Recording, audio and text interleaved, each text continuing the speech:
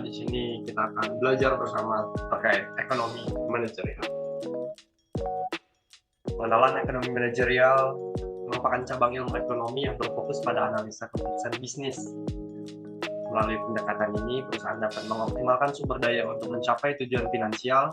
Konsep-konsep dalam ekonomi manajerial berupa meliputi analisis biaya manfaat, analisis titik impas, analisis margin, kontribusi, pengambilan keputusan, investasi, serta strategi harga.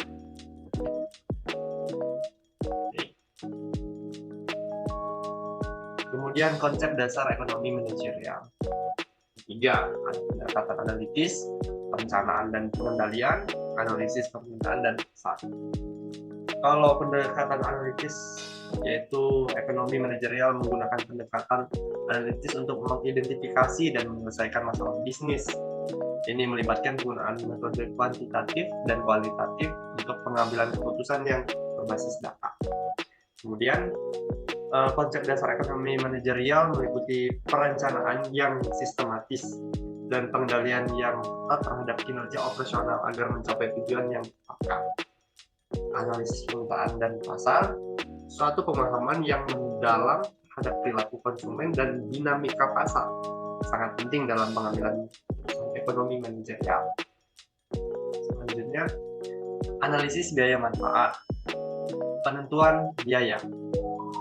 Analisis biaya manfaat melibatkan identifikasi dan perhitungan semua biaya yang terlibat dalam suatu keputusan, termasuk biaya langsung dan tidak langsung. Kemudian, manfaat yang diperoleh. Penting untuk mengevaluasi dan mengukur manfaat yang diharapkan dari suatu keputusan investasi atau proyek bisnis. Hal ini mencakup manfaat finansial maupun non-finansial. Perhitungan rasio. Analisis biaya manfaat juga termasuk perhitungan rasio ekonomi seperti ROI, Return on Investment, dan NPV, Net Present Value, untuk membantu pengambilan keputusan yang tepat. Kemudian, analisis titik impas.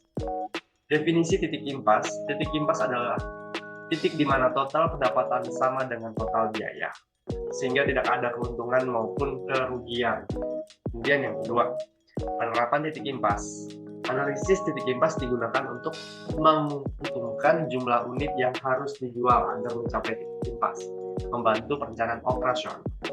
Kemudian yang ketiga, manfaat analisis titik impas. Dengan memahami titik impas, perusahaan dapat mengevaluasi resiko dan membuat keputusan yang lebih informasional terkait produksi dan penjualan. Kemudian di sini kita bisa melihat analisis margin kontribusi.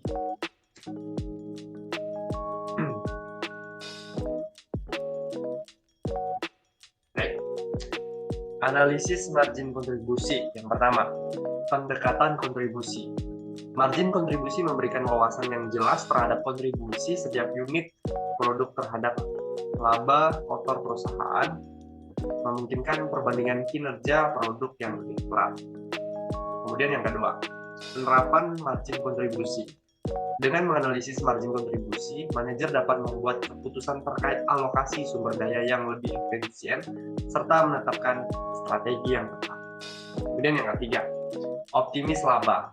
Pemahaman yang baik terhadap margin kontribusi pendukung upaya perusahaan untuk pengoptimalan laba melalui pengolahan harga dan biaya variabel.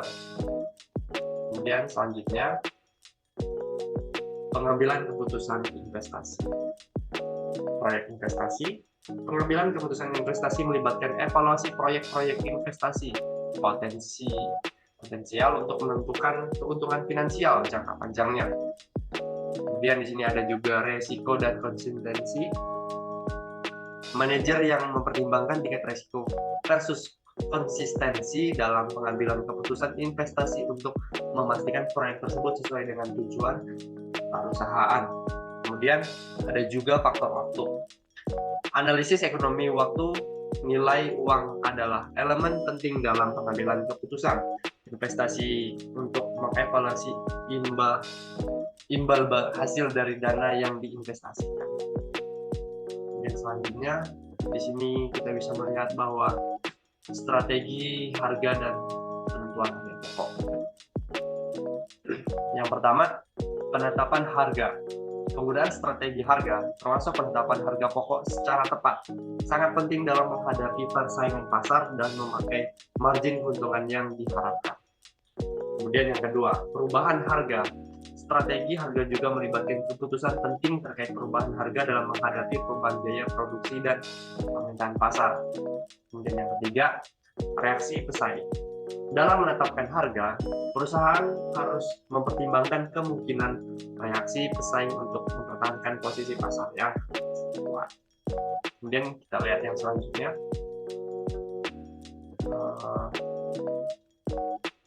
Studi kasus dan contoh implementasi ekonomi manajerial. Studi kasus, perusahaan XYZ menerapkan analisis biaya manfaat untuk memiliki opsi investasi terbaik yang memaksimalkan ROI.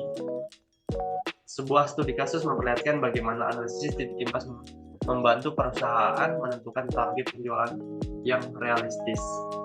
Kemudian contoh implementasi. Perusahaan ABC menggunakan analisis margin kontribusi untuk mengukur kinerja produk-produknya.